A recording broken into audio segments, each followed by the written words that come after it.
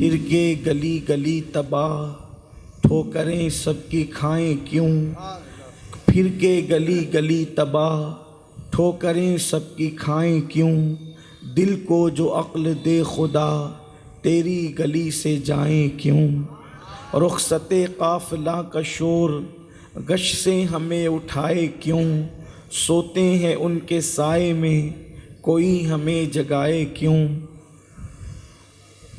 غفلت شیخ و شاب پر ہنستے ہیں طفل شیر خوار، کرنے کو گدگدی ابس آنے لگی بہائی کیوں۔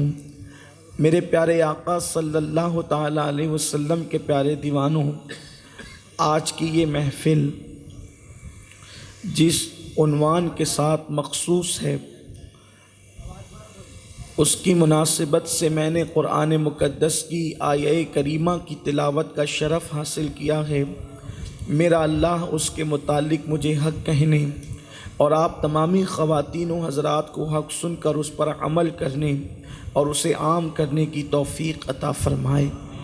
حضور سیدی بابا تاج الدین رحمۃ اللہ تعالیٰ علیہ کے دیار میں ایک مرتبہ پھر میری آپ سے ملاقات ہو رہی ہے۔ اللہ تبارک و تعالیٰ اس ملاقات کو بھی شرف قبولیت عطا فرمائے۔ آج جس عنوان کے حوالے سے آپ نے مجھے پابند کیا ہے، آپ نے اشتہارات کے ذریعے سے عنوان سنا ہوگا، پڑھا ہوگا، تاریخ اسلام اور ہم۔ ظاہر سی بات ہے کہ یہ گویا کے دو حصے ہیں عنوان کے، ایک عنوان کے دو حصے ہیں، ایک تو اسلام کی تاریخ اور دوسرا ہم۔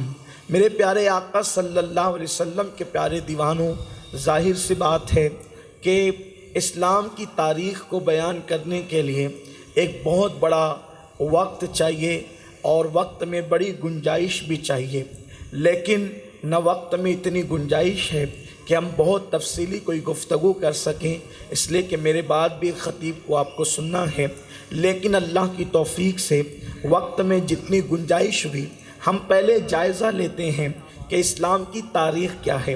ظاہر سی بات ہے پہلے ہمیں یہ سمجھنا ہوگا کہ تاریخ کسے کہتے ہیں۔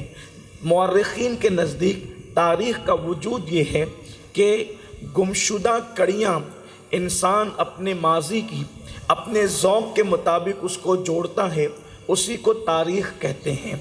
دوسرے مذاہب کی تاریخ آپ کو مکمل طور پر نہیں ملے گی۔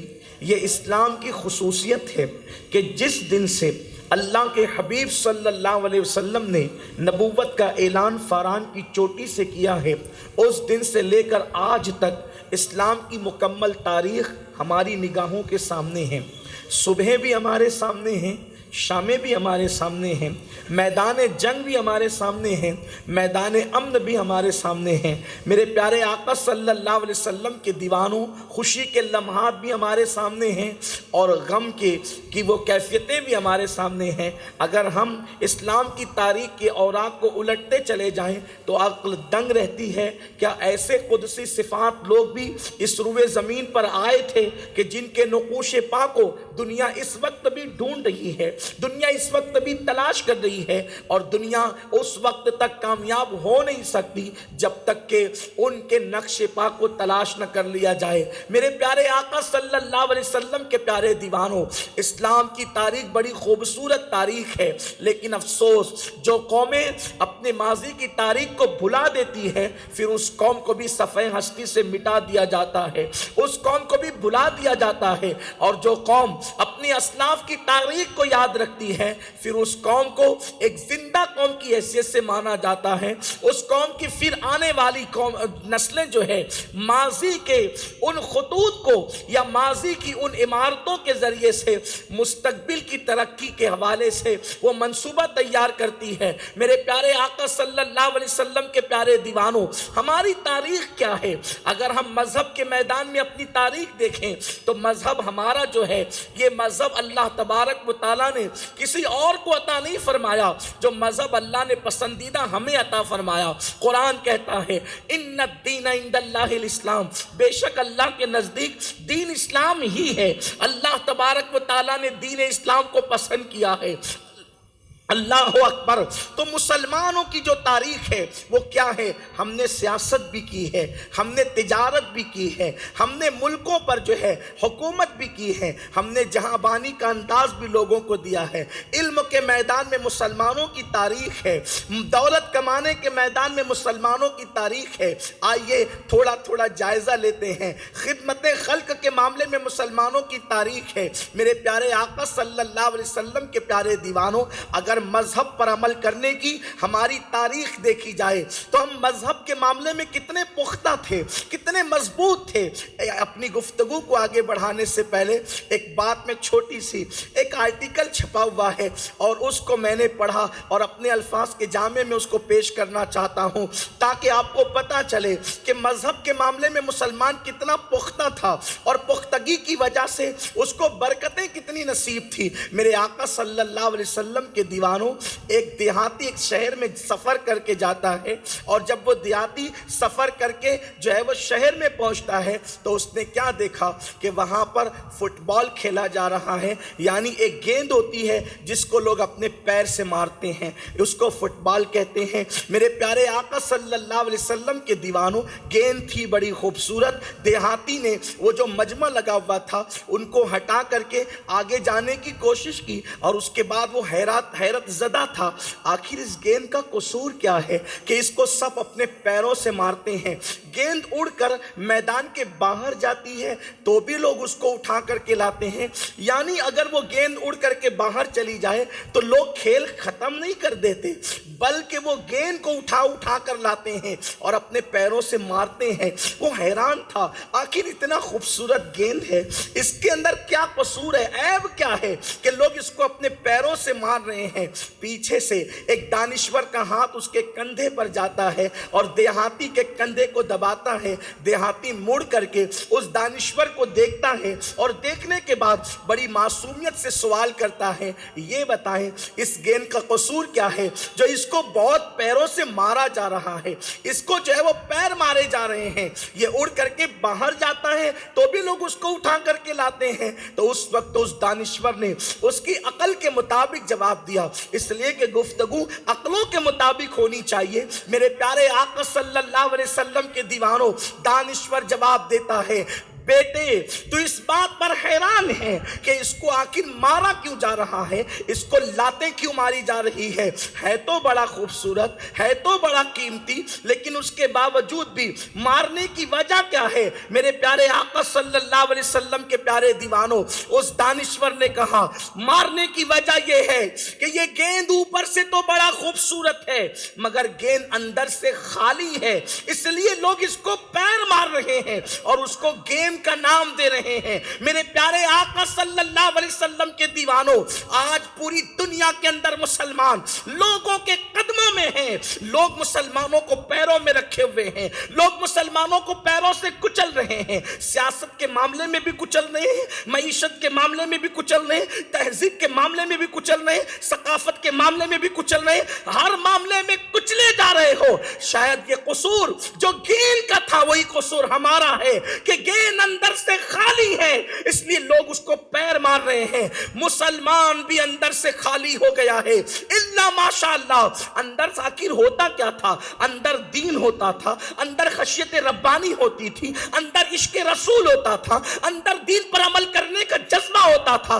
جب تک مسلمان عشق مصطفیٰ اور خشیت ربانی کے حوالے سے اندر سے بھرا ہوا تھا، کوئی تمہیں پیر مارنے کی جرات کرنا تو دور کی بات، آنکھ اٹھا کر دیکھنے کی بھی جرات نہیں کر سکتا تھا۔ میرے پیارے آقا علیہ السلام کے دیوانوں، مسلمانوں کی کیفیت یہ تھی کہ بحر ظلمات میں دوڑا دینے والی قوم کو مسلمان کہتے ہیں، اللہ اکبر، ساحلوں پہ کشتیاں جلانے والی قوم کو مسلمان کہتے ہیں، سمندروں کا سینہ چیرنے کی طاقت رکھنے والی قوم کو مسلمان کہتے ہیں، ذروں کو سینہ چیر کر کے اللہ اکبر اس کو چمکانے والی قوم کو مسلمان کہتے ہیں، لوگوں کو تہذیب، تمدن، کلچر اور ثقافت دینے والی قوم کو مسلمان کہتے ہیں۔ لوگ کھانے کا طریقہ بھی نہیں جانتے تھے، جس نے قوموں کو کھانے کا سلیقہ سکھایا ہے اسے قوم مسلم کہتے ہیں، جس نے ایجوکیشن کا انداز دیا ہے اسے قوم مسلم کہتے ہیں، جس نے اخلاق عطا کیے ہیں اسے قوم مسلم کہتے ہیں، جس نے تمدن کے ساتھ جینا سکھایا آیا ہے اسے قوم مسلم کہتے ہیں۔ جلتی ہوئی بیواؤں کو چتا پر جلنے سے جس نے بچانے کا شوق دیا ہے اسے قوم مسلم کہتے ہیں۔ جو بیٹیوں کو زندہ دفن کر رہے تھے ان کے سینوں میں بیٹیوں کی محبت پیدا کرنے والی قوم کو قوم مسلم کہتے ہیں۔ اللہ اکبر۔ مسلمان وہ ہے جنہوں نے اخلاق دیا، جنہوں نے کردار دیا، جنہوں نے ذوق دیا، جنہوں نے شوق دیا۔ خود کی بیٹیوں کو سے جو قوم نفرتیں کرتی تھی ان کے دلوں میں بیٹیوں کی محبت پیدا کی۔ یتیموں کو منحوس سمجھنے والوں کو یتیموں پہ رحم کرنے کا جذبہ کس نے دیا ہے تو وہ قوم مسلم نے دیا ہے۔ میرے پیارے آقا علیہ السلام کے دیوانوں، بھول گئے ہو اپنی تاریخ کو، اور دشمن نے تمہارے ساتھ سازش کی ہے کہ تم ہیروں کی زندگی تو یاد رکھو لیکن تم اپنی تاریخ یاد نہ رکھ سکو، تمہیں اپنا وہ جو ہے وہ ماضی یاد نہ رہنے پائے۔ اللہ اکبر۔ تو ہم دین کے حوالے سے کتنے باغیرت تھے، اندر سے خالی ہو گئے ہو۔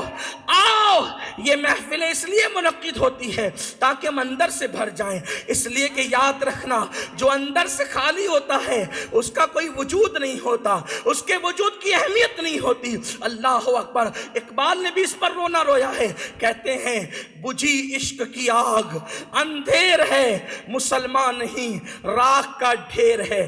جب تک عشق مصطفیٰ کی آگ سینوں میں جلتی رہی تھی اس وقت تک تم بابا تاج الدین کی شکل میں تھے، جب تک عشق رسول کی آگ تمہارے سینوں میں جل رہی تھی اس وقت تک تم فقیہ ملت کی شکل میں تھے، جب تک عشق مصطفیٰ کی آگ تمہارے سینوں میں جل رہی تھی اس وقت تک تم امام احمد رضا کی شکل میں تھے، عشق کی آگ جب تک تمہارے سینوں میں جل رہی تھی اس وقت تک تم اعلیٰ حضرت اشرفی میاں شیخ المشائخ کی شکل میں تھے، جب تک تمہارے سینوں میں عشق مصطفیٰ کی شمع جل رہی تھی تم محدث اعظم اور مفتی اعظم کے روپ میں تھے، کبھی مبلغ اسلام عبدالعلی میٹی صدیقی کے روپ میں تھے، کبھی تم غوث اعظم اور غریب نواز کہلاتے تھے۔ کیوں؟ عشق رسول کی آگ جل رہی تھی، زمین کے جس خطے میں بیٹھ جاتے جنگلوں کو منگل کر دیتے تھے، یہ تاثیر عشق مصطفیٰ کی تھی۔ دین انسان کو اتنا مضبوط بنا دیتا ہے۔ آج قوم مسلم جو اس وقت لرزہ برندہ میں ڈری ڈری سہمی سہمی افسردہ ہے، وجہ کیا ہے؟ اندر دین نہیں ہے۔ ٹوپیاں پہننے سے صرف کوئی دیندار نہیں ہوتا، چہروں پہ داڑیاں رکھنے سے صرف کوئی دیندار نہیں ہوتا، چند سجود کر لینے سے مسجد میں بھی کوئی صرف دیندار نہیں ہوتا۔ دین کا تعلق اندر سے ہے، اندر سے۔ اور یاد رکھنا جب اندر بھرا ہوتا ہے تبھی انقلاب آتا ہے، باہر سے جو انقلاب آئے گا وہ مردہ کر دے گا۔ پہلی بات تو باہر سے انقلاب آ بھی نہیں سکتا، انقلاب اندر سے آتا ہے۔ دیکھیں ایک مثال دیتا ہوں، مرغی دیکھیے، مرغی دیکھیے، سب نے دیکھی ہوگی، ہاں تو کہہ دے، دیکھیے تو کہہ دے ہاں، ڈرتے سہمتے کیوں ہے بھائی؟ یہ محفل واعظ ہے، کوئی نفرتوں کا بیان تھوڑی ہو رہا ہے، یہ تو محبتوں کی بات ہو رہی ہے۔ آپ ڈرے سہمے رہنے کی ضرورت نہیں ہے، یہ وہ محفلیں ہیں جہاں خدا کی رحمتوں کا نزول ہوتا ہے۔ درود شریف پڑھ لیں آپ، رب صلی وسلم دائما ابدا علی حبیبک خیر الخلق کلہم۔ توجہ فرمائیں، یہاں رحمتوں کا نزول ہوتا ہے، یہاں مغفرتیں نصیب ہوتی ہے، تقدیریں بدلتی ذکر مصطفیٰ سن کر۔ تو اللہ اکبر۔ آپ نے مرغی دیکھی ہے، مرغی چند دنوں تک جب انڈے پر بیٹھتی ہے تو اس وقت اس انڈے کے اندر بچے پیدا ہو جائیں۔ یہ میرے اللہ کی شان ہے۔ اگر انڈا برسوں فریج میں رکھا رہے سڑ جائے گا لیکن وہ کبھی چوزا نہیں بن سکتا، لیکن 15-20 دن ایک مرغی کے نیچے رہتا ہے اور وہ مرغی بن جاتا ہے۔ انڈا مرغی بننے کے لیے مرغی کی صحبت میں رہنا ضروری ہے۔ ایسے ہی حضور مخدوم اشرف جہانگیر سمنانی فرماتے ہیں مرید انڈے کی طرح ہے اور پیر مرغی کی طرح ہے، جب تک یہ انڈا مرغی کے نیچے نہیں آتا تب تک چوزا نہیں بنتا۔ ویسے مرید جب تک سچے پیر کی صحبت میں نہیں آتا اس وقت تک اللہ تک نہیں پہنچتا۔ چھیکے میں رکھا ہوا انڈا گندا تو ہو سکتا ہے مگر چوزا نہیں بن سکتا، برسوں پڑا رہے گا، خراب ہوگا لیکن چوزا نہیں بنے گا۔ چوزا بننے کے لیے اسے مرغی کے نیچے رہنا ضروری ہے۔ تو مرغی بس 15-20 دن کے بعد وہ چوزا بن جاتا ہے. لیکن اگر کوئی اس انڈے پر اس چوزے پہ رحم کرے اور اپنے ہاتھ سے وہ چھلکے خود نکالے اوپر سے، انقلاب کہتے ہیں تبدیلی کو، ٹھیک ہے. اگر کوئی سوچے کہ اس چوزے پہ میں رحم کروں اور اپنے ہاتھ سے اس انڈے کے اس کھول کو توڑ دوں، کیونکہ چوزا کمزور ہے، ابھی تو اس کی عمر 1 سیکنڈ کی بھی نہیں، وہ تو اندر ہے، ابھی اس کی کوئی عمر بھی نہیں ہے، میں اس پر رحم کروں گا اور اوپر سے میں اس کے انڈے کو توڑ دوں گا. سچ کہنا مرغی پالنے والوں، اگر نہیں پالا ہے تو پال کے دیکھ لینا، لیکن جو ماہرین ہیں مرغیوں کے اور اس علم کے، ان علوم کے، ان سے پوچھو، اگر وہ اپنے ہاتھ سے انڈا توڑے گا تو اندر کا چوزا زندہ نہیں رہے گا بلکہ مر جائے گا. کیوں؟ اس لیے کہ انقلاب جو اوپر سے آتا ہے وہ موت لاتا ہے. لیکن اب کوئی انسان اس چوزے پہ رحم نہ کرے، اس کی مدد نہ کرے، چوزا اندر ہی سے چونچ اٹھا کر کے اسے توڑنے کی کوشش کرتا رہے. کہاں وہ نازک چوزا جس نے ابھی ایک سانس بھی نہیں لی لیکن اندر سے وہ طاقت لگا رہا ہے، تو آخر انڈے کا وہ مضبوط کھول اس کے 2 ٹکڑے ہو جاتے ہیں اور پھر وہ اندھیرا ختم ہوتا ہے اور دنیا کا سویرا چوزا دیکھتا ہے، نئی زندگی پاتا ہے، حیات نو پاتا ہے، بلا تمثیل. اوپر کا انقلاب ہلاک کر دیتا ہے، اندر کا انقلاب حیات نو عطا کرتا ہے. اندر اپنا دین سے آباد کر لو، وہ انقلاب آئے گا کہ دنیا کی کوئی قوم تمہارے سامنے ٹک نہیں سکتی. اندر کوئی آباد کرے، اندر کوئی آباد کرے. میرے عزیز، اگر اندر عشق اور سوز سے آباد ہو جائے تو اللہ مٹی اور پتھر میں بھی جان پیدا کر دیتا. اگر اندر سوز و محبت پیدا ہو جائے تو مٹی اور پتھر میں بھی جان پیدا ہوتی ہے. آپ سے پوچھنا چاہتا ہوں، ہندوستان میں عمارتیں تو ہزاروں لاکھوں کروڑوں کی تعداد میں ہیں، لیکن کوئی عمارت دیکھنے کے لیے کوئی جاتا ہے؟ آپ کے ناگپور میں کتنی عمارتیں بنی ہیں، لیکن کیا کوئی اس کو سفر کر کے دیکھنے جاتا ہے؟ مگر ایک عمارت ایسی ہے ہندوستان میں جسے تاج محل کہتے ہیں، اس کے لیے لوگ انگلستان سے بھی سفر کر کے آتے ہیں، یورپ کے ملکوں سے سفر کر کے آتے ہیں صرف اس کو دیکھنے کے لیے. میں پوچھتا ہوں اس کی خصوصیت کیا ہے؟ خصوصیت بہت ساری ہے، لیکن بڑی خصوصیت میری نگاہ میں یہ ہے کہ وہ عمارت بنی ہے صرف سوز و محبت کی بنیاد پر. نادان اگر اپنے جیسے کسی انسان کی محبت و سوز میں عمارت بن جائے تو وہ عمارت میں اتنی کشش اور جان پیدا ہو جاتی ہے کہ وہ انگلستان والوں کو بھی کھینچ رہی ہے، وہ یورپ والوں کو بھی کھینچ رہی ہے، وہ ہندوستان کے لوگوں کو بھی کھینچ رہی ہے. محبت کے اندر سوچو، جب بیوی کی محبت میں یہ کشش ہے تو اللہ کے محبوب کی محبت میں کشش کا عالم کیا ہے؟ سبحان اللہ، سبحان اللہ. بات یہ ہے کہ ہم نے اپنے اندرون کو آباد نہیں کیا ہے، ہم نے صرف، بڑی معذرت کے ساتھ جو ہے، میری بات کا کوئی غلط مفہوم مت لینا ناگپور والوں، میرے بات کا مفہوم مخالف مراد مت لینا، ہم نے ٹوپیوں پہ توجہ دی ہے. ٹوپیاں خوبصورت ہو جائے، داڑھیوں کی تراش خراش خوبصورت ہو جائے، جبے اور کرتے خوبصورت ہو جائے. نادان، یہ چیزیں کبھی انقلابی نہیں ہوتی. اپنا دل خوبصورت بنا، جس میں سوز بھی ہو، جس میں عشق بھی ہو، جس میں درد بھی ہو، جس میں آہو فغا بھی ہو، جس میں آہ سحرگائی کا جذبہ بھی ہو. میرے پیارے آقا علیہ السلام کے دیوانوں، جب تک اندرون آباد نہیں ہوگا اس وقت تک انقلاب نہیں آئے گا. ہم نے باہر سے بڑی محنتیں کی ہے، جسے سب دیکھتے ہیں اسے سجا لیا، جسے رب دیکھتا ہے اسے سجانے کی کوشش نہیں کی. اسی لیے تو آج ایک بھائی دوسرے بھائی کا قاتل ہے، ایک پڑوسی دوسرے پڑوسی کا دشمن ہے، ایک انسان دوسرے انسان کا دشمن ہے. بات چلی تھی ہم مذہب میں کتنا پختہ تھے، بات دور نکل گئی. مذہب کی پختگی اگر بیان کروں تو دیکھیں، صرف ایک ذات کو پیش کرتا ہوں، اس ذات کا نام ہے بلال حبشی. سبحان اللہ، سبحان اللہ. کتنے پختہ تھے ہم مذہب میں، یہ اپنی تاریخ اور صرف اپنی تاریخ ہے بس. آپ کسی مذہب کے ماننے والے میں یہ استقامت نہیں دیکھیں گے جو مصطفیٰ جان رحمت کے غلاموں میں. حضرت بلال اسلام قبول کرتے ہیں، بلال کو پکڑ لیا جاتا ہے اور غلام تھے امیہ کے، اور کہا جاتا ہے بلال محمد عربی کو چھوڑ دو. آپ کہتے انہیں نہیں چھوڑ سکتا. دیکھیں یہ اپنی ہم تاریخ بھول گئے ہیں اصل میں. بڑا احسان کیا جلسے والوں نے، حضرت مفتی صاحب نے، اور ہمارے کیا نام ہے اب ساجد بھائی، بڑا اچھا کام ہو رہا ہے، اجتماعی شادیاں ہیں، ختنہ وغیرہ ہے، اچھا کام ہو رہا ہے. اللہ تعالیٰ قبول کرے اپنے حبیب کے صدقے میں. تو آپ نے اچھا عنوان دیا اسلام کی تاریخ. سوچیں آپ کیا ہے. حضرت بلال کو پکڑا گیا، محمد عربی کو چھوڑ دو. بلال حبشی کہتے ہیں جان دے دیں گے انہیں نہیں چھوڑیں گے. دیکھیے یہ پہلا اسٹیپ ہوتا ہے. اب ذرا آگے سنتے جائیں آپ دھیان کے ساتھ، بہت توجہ کے ساتھ سنیں. بہت سادی سمپل سی گفتگو کہ نہیں چھوڑیں گے. پہلا اسٹیپ چھوڑ دو، نہیں چھوڑیں گے. اچھا نہیں چھوڑو گے تو پھر کہا کہ اگر تم انہیں چھوڑ دیتے ہو تو ہم تمہیں آزاد کر دیں گے، مال دے دیں گے. حضرت بلال حبشی نے کہا ایمان کے مقابل میں دنیا کے کسی مال کی کوئی حیثیت نہیں ہے. ایمان سب سے قیمتی چیز ہے. پھر اب پہلے سادے لب و لہجے میں کہا جس کے غلام تھے، نہیں چھوڑا دین.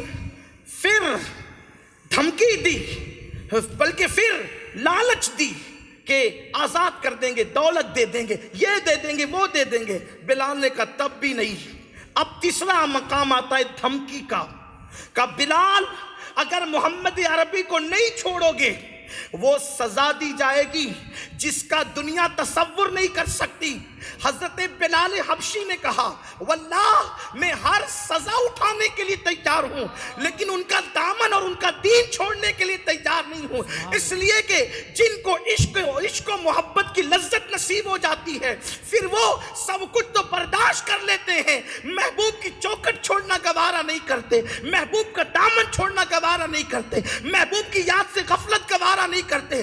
پھر تاریخ اسلام گواہ ہے کہ سیدنا بلال حبشی رضی اللہ تعالیٰ عنہ کے گلے میں ایک رسی ڈال دی جاتی اور چھوٹے چھوٹے بچوں کے ہاتھ میں بلال کی وہ رسی دے دی جاتی. مکے کے وہ بچے بلال کو ادھر ادھر کھینچتے پھرتے رہتے. اللہ اکبر. اتنا ہی نہیں بلکہ جب مکہ المکرمہ میں ریت تپ جاتی اور ریت جو ہے اللہ اکبر خوب تپ جاتی تو تپتی ہوئی ریت پر حضرت بلال حبشی کو لٹا دیا جاتا اور ایک بڑا پتھر چٹان حضرت بلال کے سینے پہ رکھ دی جاتی اور اوپر سے چابک مارے جاتے. بلال اب بھی موقع محمد عربی کو چھوڑ دو. تھوڑی دیر کے لیے تصور کرو، میں اپنی قوم کے جوانوں سے پوچھنا چاہتا ہوں دین سے دور کرنے کے لیے ایک بندے کو تپتی ہوئی ریت پر، کون سی تپتی ہوئی ریت؟ ناگپور اور ممبئی کی تپتی ہوئی ریت نہیں بلکہ تپتی ہوئی عرب کی ریت، وہ پتھریلی زمین، وہ پتھروں کی زمین. اللہ اکبر. جہاں آج بھی گرمی جب شباب پر ہوتی ہے تو انسان گھر کے باہر نہیں نکل سکتا، گرمی کی شدت اور تمازت یہ ہوتی ہے. لیکن اللہ اکبر آج سے 1450 سال پہلے کی وہ تپش، وہ حرارت و گرمی اور اس تپتی ہوئی ریت پر کپڑے اتار کر، کرتا اتار کر بلال کو تپتی ہوئی ریت پہ رکھا جاتا اور بلال کروٹ نہ لے سکے حضرت بلال حبشی کے سینے پہ پتھر رکھا جاتا اور مطالبہ کیا تھا؟ صرف ایک، دین چھوڑ دو، محمد عربی کو چھوڑ دو. حضرت بلال حبشی کہتے احد احد احد، اللہ ایک ہے، اللہ ایک ہے، اللہ ایک ہے. دامن مصطفیٰ کو نہیں چھوڑوں گا، میرے ٹکڑے ٹکڑے کر دیے جائیں، میں دامن رسالت نہیں چھوڑ سکتا. اب میں آپ سے پوچھنا چاہتا ہوں، یہ تو تاریخ اسلام ہے، یہ تو تاریخ اسلام ہے. اب ہم بلال کے سینے پہ پتھر رکھ کر، بلال کو تپتی ہوئی ریت پہ لٹا کر، بلال حبشی کو کوڑے مار کے دین اور محمد عربی سے دور کرنے کی کوشش کی گئی. بلال نے سارے صدمے سہے لیکن دامن رسالت نہیں چھوڑا. اور ہم، کیا ہمیں بھی ریت پہ لٹایا جاتا ہے؟ کیا ہمارے سینوں پہ بھی پتھر رکھے جاتے ہیں؟ پھر ہم دین سے دور کیوں ہو گئے؟ مسجدوں سے دور کیوں ہو گئے؟ فجر کی نماز نرم نرم قدوں پر نیند پہ قربان کیوں کرنے لگے؟ کیا تمہیں بھی پتھر ہے؟ تمہارے سینوں پہ بھی پتھر رکھے جاتے ہیں؟ کیوں جھوٹ بول کر دین سے دور ہو رہے ہو؟ کیا جھوٹ بولنے کے لیے تمہیں کوئی مجبور کرتا ہے؟ تمہارے وجود پہ کوڑے مارے جاتے ہیں۔ اللہ اکبر، کل نماز پڑھنے والوں کو سزا دی جاتی تھی۔ اگر آج ہندوستان جیسے ملک میں نماز پڑھے تو ہندوستان کے برادران وطن بھی عزت کی نگاہ سے دیکھتے ہیں۔ اللہ اکبر، وہ دین پہ عمل کر کے سزا پاتے تھے، پھر بھی دین چھوڑنے کے لیے تیار نہیں تھے، اور یہاں دین پہ عمل کر کے عزت مل رہی ہے، پھر بھی دین پر عمل کرنا نہیں چاہتے۔ کہاں دین چھوڑ رہے ہیں؟ کانوں کی دہلیز پر دین کا سودا کر رہے ہیں، گانوں کی دہلیز پہ دین کا سودا کر رہے ہیں، دولت کی دہلیز پہ دین کا سودا کر رہے ہیں۔ آج دیکھ لو، چند روپے کسی مسلمان کو دے کر، تھوڑے سے پیسے کسی کو دے کے دیکھ لو، پھر دیکھو کتنا ایماندار اور دیانتدار ہے۔ جبکہ اللہ کے رسول علیہ السلام نے فرمایا، الا لا ایمان لمن لا امانت لہ، او کما قال صلی اللہ علیہ وسلم، آگاہ ہو جاؤ، جس کے پاس امانت نہیں ہے، یعنی جو امین نہیں ہے، جو امانت کا خیال نہیں کرتا، حضور فرماتے اس کا ایمان نہیں ہے۔ اپنی تاریخ کیا تھی؟ اپنی تاریخ کیا تھی؟ بلال حبشی کو ریت پر لٹا کر، بلکہ کبھی انگاروں پہ لٹا کر دین سے دور کیا جا رہا تھا، دین سے دور ہونے کے لیے تیار نہ تھے، اور آج ہم نے شراب کی چوکھٹ پر ایمان کا سودا کرنے کی کوشش کی ہے۔ مسلمانوں کے 16 17 سال کے بچے نشے کے اندر ڈوب گئے ہیں۔ دنیا آپ سے پیار نہیں کرتی ہے، آپ کو گناہوں کے دلدل میں اتنا ڈبا دینا چاہتی ہے کہ صبح کہاں ہو رہی ہے اور شام کہاں ہو رہی ہے تم اس کا ادراک نہ کر سکو۔ جوؤں کے اڈوں پر الگ الگ جوئے، کل تک جوئے کھیلنے کے لیے باضابطہ طور پر لوگ کلبوں میں جا رہے تھے، اب اسمارٹ موبائل کے اندر اس جوئے کے اتنے آپشنز آ گئے ہیں کہ اسکول میں بیٹھے ہوئے بچے، ایک بیٹھا ہوا ہے 10ویں کلاس میں، ایک بیٹھا ہوا ہے 12ویں کلاس میں، ایک ڈی ایڈ کا لیکچر سن رہا ہے، اور بیٹھ کر کے وہ جوا موبائل پر کھیل رہے ہیں۔ کیوں؟ کیا محبت ہے تم سے؟ تھوڑا سا آپ سوچ لیں۔ واللہ میں کوئی خطیب نہیں، خطابت کے جوہر دکھانے نہیں، صرف اپنے دل کا درد پیش کرنے آیا ہوں۔ تو تمہارے ٹیلنٹ کے دشمن ہیں، وہ جانتے ہیں جس دن تم تعلیم کے میدان میں قدم رکھو گے کوئی ٹک نہیں سکے گا تمہارے سامنے، اس لیے وہ تمہارے بچوں کو پڑھنے نہیں دینا چاہتے اور وہ گیم میں مبتلا کرنا چاہتے ہیں۔ میں بڑی معذرت کے ساتھ یہ بات کہنا چاہتا ہوں، دنیا بھر میں سب سے زیادہ اگر کسی کے بچے گیم کھیلتے ہیں وہ صرف مسلمانوں کے بچے ہیں۔ کس دھن میں ہو تم؟ بچہ تھوڑا سا روتا ہے، ہم نے موبائل اس کو ہاتھ میں اٹھا کر کے دے دیا۔ ماں کا بھی یہی حال ہے، باپ کا بھی یہی حال ہے۔ بچہ رو رہا ہے، لو بیٹا، بچہ ضد کر رہا ہے، لو بیٹا۔ کل تک بچے روتے تھے تو ماں باپ چاکلیٹ دیتے تھے، اب بچے روتے تو موبائل دیتے۔ کل مٹھائی دیتے تھے، آج زہر دے رہے ہو۔ اگر اپنے بچوں کے لیے تمہارے دلوں میں محبت ہے اور اپنے بچوں کے مستقبل سے محبت ہے، بچوں کے دل تو کورے کاغذ کی طرح ہوتے ہیں۔ اگر تم نے ان کے ہاتھ میں موبائل دیا، آج وہ کارٹون کا گیم کھیلے گا، کل پب جی کھیلے گا، کوئی اور گیم کھیلے گا۔ موت واقع ہو رہی ہے، پاگل پن کے کیسز بڑھتے جا رہے ہیں۔ یہ گیم کی نحوست ہے اور یہ سب کچھ اس لیے ہو رہا ہے، انہیں پتا ہے، دنیا کو پتا ہے تمہارے پاس کوئی سنجیدگی نہیں ہے اولاد کو لے کر، تمہارے پاس اولاد کو لے کر کوئی سنجیدگی نہیں ہے۔ باپ دن بھر کماتا ہے، شام کو گھر آتا ہے، یا تو ٹی وی کا منہ پکڑ کے بیٹھ جاتا ہے یا تو دوستوں کے ساتھ گھومنے چلا جاتا ہے، اور وہ اس وقت گھر آتا ہے جب اس کے بچے سو رہے ہوتے ہیں، اور وہ اس وقت گھر سے چلا جاتا ہے جب اس کے بچے سو رہے ہوتے ہیں، یا وہ اس وقت اٹھتا ہے سو کر کے جب اس کے بچے اسکول جا چکے ہوتے ہیں۔ یہ ہماری زندگی ہے۔ بچے قوم کا مستقبل ہے، بچے ہمارا مستقبل ہے، روشن مستقبل ہے۔ جو قومیں اپنے بچوں کی صحیح تربیت کرتی ہے، اس قوم کے بچے پوری قوم کو عروج اور ترقی پر لے جاتے ہیں، اور جو قوم اپنے بچوں کو صرف کھلانے پلانے کی حد تک رکھتی ہے، وہ قوم کے بچے قوم کے لیے آر بن جاتے ہیں۔ آپ سے پوچھنا چاہتا ہوں، عقیدت اپنی جگہ ہے، لیکن آئیے تھوڑی سی حقیقت بھی دیکھیں. کیا آپ نے کسی ماں کا ایسا بیٹا بھی دیکھا ہے کہ جو نیزے پر شہادت کے بعد قرآن سناتا ہے؟ سبحان اللہ سبحان اللہ. آپ نے کسی ماں کا آپ تاریخ بتائیں نا، آپ تاریخ بتائیں. دوست و دشمن سب اس پہ متفق ہے کہ ایک ذات نے نیزے پہ قرآن سنایا، کٹے ہوئے سر نے نیزے پہ قرآن سنایا.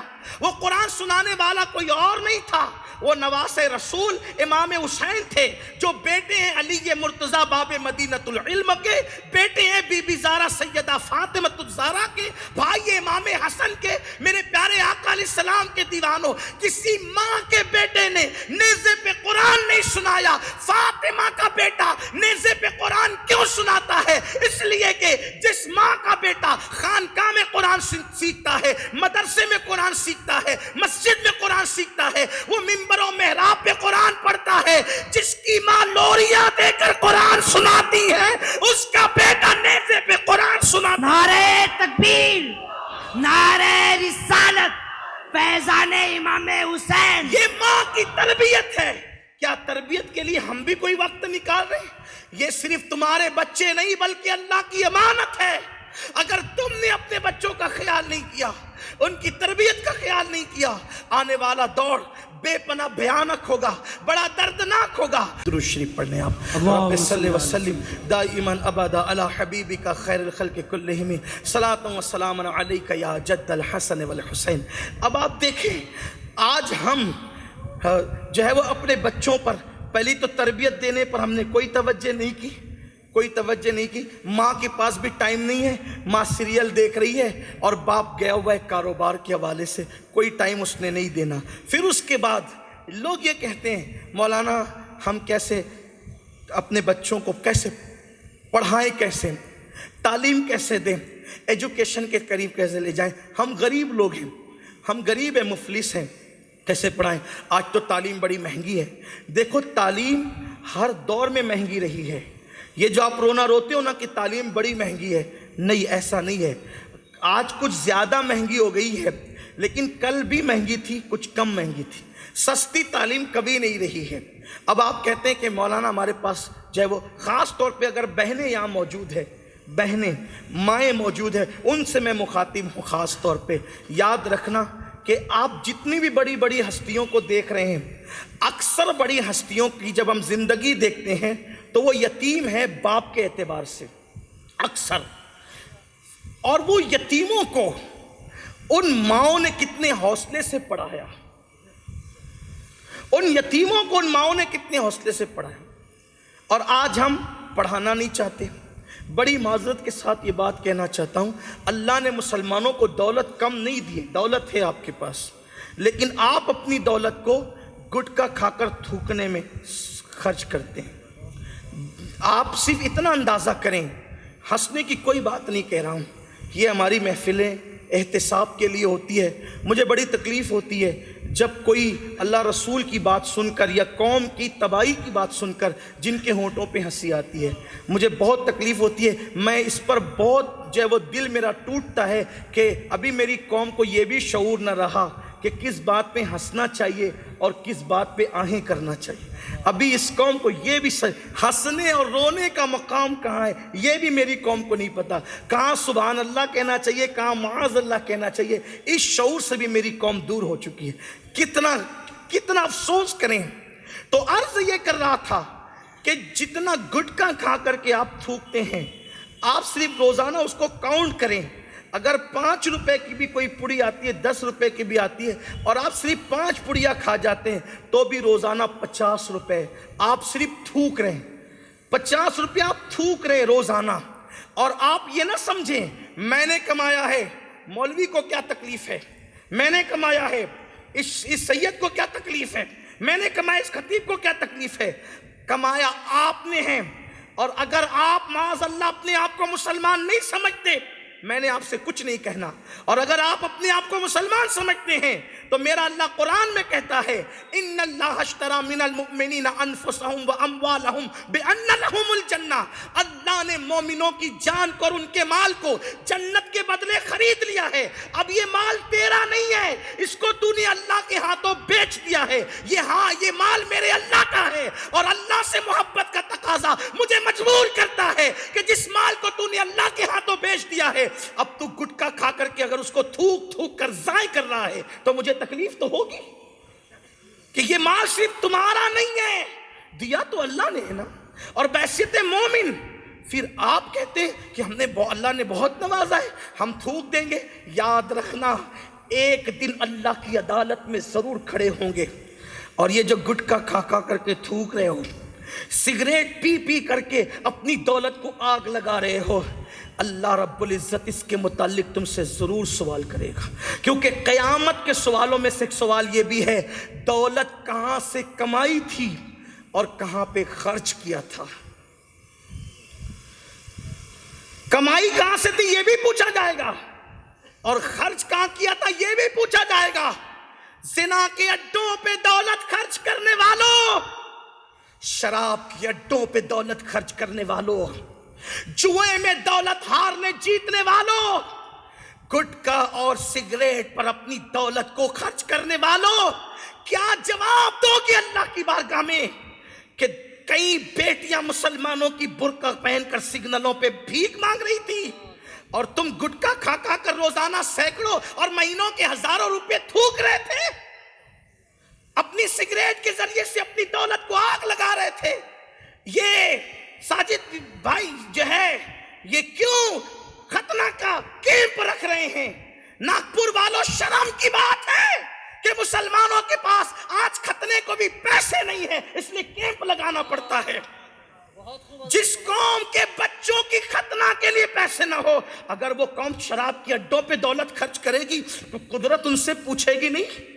اچھی طرح یاد رکھنا, قدرت دولت دے کر کے تم کو بھول نہیں گئی ہے. جو اللہ دینا جانتا ہے وہ چھیننا بھی جانتا ہے. میرے اللہ کی خفیہ تدبیر سے ڈرو.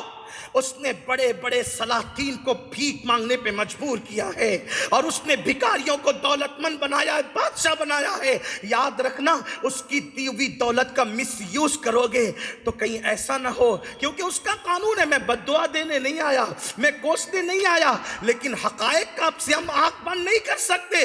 جب وہ دولت دیتا ہے اور دولت کا مس یوز کیا جاتا ہے تو وہ دولت چھین بھی لیتا ہے. کب تک زنا کے اڈوں پہ دولت خرچ کرو گے؟ کب تک شراب کے اڈوں پہ دولت خرچ کرو گے؟ کب تک عیاشوں پہ دولت خرچ کرو گے؟ آپ کو نہیں پتا, میں بہت دور نہیں جاتا, لیبیا کا وہ بادشاہ, ابھی کل کی بات, بہت عرصہ نہیں بیتا نا, انٹرنیٹ سے تو آپ کا تعلق ہم سے زیادہ مضبوط ہے. ہم لوگوں کو تو شاید کم وقت ملتا ہے انٹرنیٹ پر جانے کا, جاتے ضرور ہیں. ہم منع نہیں کرتے کہ مکمل یوز نہ کرو, اس لیے کہ جو ہم خود نہیں کرتے آپ کو بھی کہنا نہیں چاہتے, لیکن اتنا ضرور کہتا ہوں, انٹرنیٹ کو یوز کرو, انٹرنیٹ کو اپنے اوپر مسلط مت کرو, اتنا ہی جتنی ضرورت. یار ہمارے یہاں تو کھانا بھی ضرورت کے مطابق کھایا جاتا ہے, کھانے کو بھی ہم مسلط نہیں کرتے اپنے اوپر. قرآن کہتے ہیں کلو واشربو ولا تسرف, جس کھانے کے بغیر زندگی نہیں ہے قرآن اس پر بھی پابندی لگاتا ہے, کھاؤ پیو حد سے نہیں بڑھنا. تو نیٹ بھی استعمال کرو, حد سے نہیں بڑھنا, حد کے باہر سب چیزیں نقصان دہ. یار جب محبت کے بارے میں قید کر دیا گیا کہ محبت بھی کرو گے تو اتنی ہی جتنی حد ہے, جب ہمارے یہاں محبت, اور وہ بھی کون سی محبت, جس سے محبت ایمان کی جان ہے, وہ بھی حد میں ہے, حد پار نہیں کر سکتا. جب محبت حد میں ہے تو انٹرنیٹ بے حد کیوں ہو رہا ہے, فضول خرچی بے حد کیوں ہو رہی ہے؟ تو یہ لیبیا کا جو شہزادہ تھا, بادشاہ تھا, حال یہ تھا کہ اس نے باضابطہ طور پر جو عطر وہ استعمال کرتا تھا, اس عطر کے لیے اس نے الگ الگ کمپنیاں بنا رکھی تھی. اس کمپنی کا عطر اکیلا وہی یوز کرتا تھا, اس کے سوا کوئی نہیں کر سکتا. ٹھیک, برطانیہ کے راستوں میں کوئی جو ہے وہ اپنی گاڑی کو جو رفتار انہوں نے متعین کیا ہے اس سے زیادہ وہ دوڑا نہیں سکتا تھا, لیکن یہ شخص وہ ہے جس نے برطانیہ کا قانون توڑا ہے.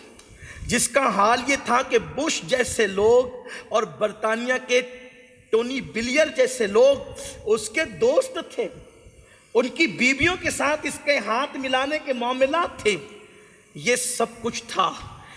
ایک مرتبہ جو لباس پہن کے اتار دیا دوبارہ نہیں پہنتا تھا۔ آپ کہیں گے یہ کہیں اور بھی تھا، لیکن دونوں میں فرق ہے۔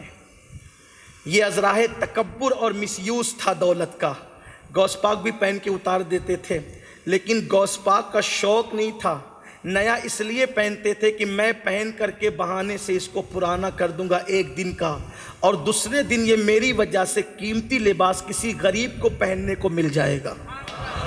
حکمت یہ تھی اس میں، دونوں میں فرق ہے، دونوں میں فرق ہے۔ تو یہ لیبیا کے شہزادے کا حال تھا۔ آپ جانتے ہیں اس کی زندگی کا اینڈ کیسے ہوا؟ دیکھ لیجئے انٹرنیٹ پر، ایک چھوٹے سے کمرے میں آخری دن اس کو گزارنے پڑے، اور کس طرح گزارے اس نے؟ وہیں پر وہ پاخانہ بھی کرتا تھا، وہیں پیشاب بھی کرتا تھا، وہیں سوتا بھی تھا۔ جب وہ گرفتار کیا گیا ہے تو اس کے وجود پر جو ہے ایک موٹا کپڑا تھا اور موٹا جبہ تھا، اور اس سے پاخانے کی بدبو آ رہی تھی، کیونکہ وہ وہیں اس کو سونا پڑتا تھا۔ یہ اس کی زندگی کا اینڈ ہے۔ 1450 سال 900 سال 1000 سال پہلے کے واقعات نہیں بیان کر رہا ہوں، یہ کل کی بات ہے، انٹرنیٹ پر موجود ہے۔ مطلب کیا؟ اللہ کی دی ہوئی دولت کا غلط استعمال کرو، یا تم کرو یا تمہاری بیویاں کرے یا تمہارے بچے کرے، قدرت دولت چھین لے گی۔ برکت کب دے گی؟ لَإِن شَكَرْتُمْ لَأَزِيدَنَّكُمْ۔ اللہ کی نعمت پہ جب تم شکر کرو گے، اور شکر کیا ہے؟ صرف الحمدللہ کہنا شکر نہیں ہے، شکر کے 3 درجے ہیں، زبان سے، عمل سے، دل سے۔ زبان الحمدللہ کہے، دل شاکر رہے، اور کردار اللہ کے ساتھ بے وفائی نہ کرے، اللہ کی نعمتوں کے ساتھ غداری نہ کرے۔ اس نے نعمت جہاں خرچ کرنے کا حکم دیا ہے وہیں پر نعمت کو خرچ کرے، دولت کو خرچ کرے، زندگی کو خرچ کرے۔ یہ ہے کردار کے ذریعے سے شکر۔ اب بتاؤ، زبان تو الحمدللہ کہتی ہے، دل کہتا نہیں، پتہ نہیں، لیکن کردار تو الحمدللہ نہیں کہہ رہا ہے۔